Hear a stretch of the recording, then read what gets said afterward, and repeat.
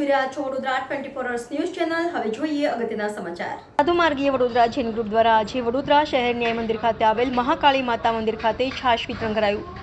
વડોદરા શહેર તથા જિલ્લામાં વધતી જતી ગરમીના રહીને રાહદારીઓ ત્રાહિમામ પોકારી ઉઠ્યા છે, ત્યારે વડોદરા શહેર સાધુ માર્ગીય વડોદરા જૈન ગ્રુપ દ્વારા વડોદરા શહેરને મંદિર ખાતે 500 લીટર છાશ વિતરણ કરવામાં આવી હતી। આ છાશ વિતરણનો મુખ્ય ઉદ્દેશ્ય છે કે ગુરુજીના આદેશ પ્રમાણે વધતી ગરમીને લઈ રાહદારીઓને ગરમી સામે રાહત મળે તે હેતુથી છાશ વિતરણ કરવામાં આવી હતી, જેમાં મોટી સંખ્યામાં રાજ આવ્યો તેમજ વાહન ચાલકોએ ગરમી સામે રાહત મેળવી હતી। સાથે યુવતી શક્તિ સંગઠન દ્વારા આ કાર્યક્રમનું આયોજન કરવામાં આવ્યું હતું, જેમાં 10થી વધુ મહિલાઓએ છાશ વિતરણમાં સેવા આપી હતી અને રાહદારીઓને નિઃશુલ્ક છાશ વિતરણ કરવામાં આવી હતી।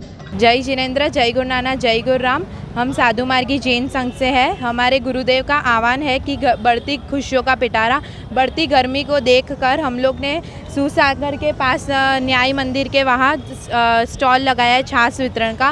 लोगों को तृप्त करने का हमने लगभग 500 लीटर छाछ का वितरण किया है। जय हिंद, जय श्री राम। आज जैन मार्गीय साधु संगठन द्वारा युवती शक्ति संगठन द्वारा 500 લીટર છાશનું આયોજન કરવામાં આવ્યું છે।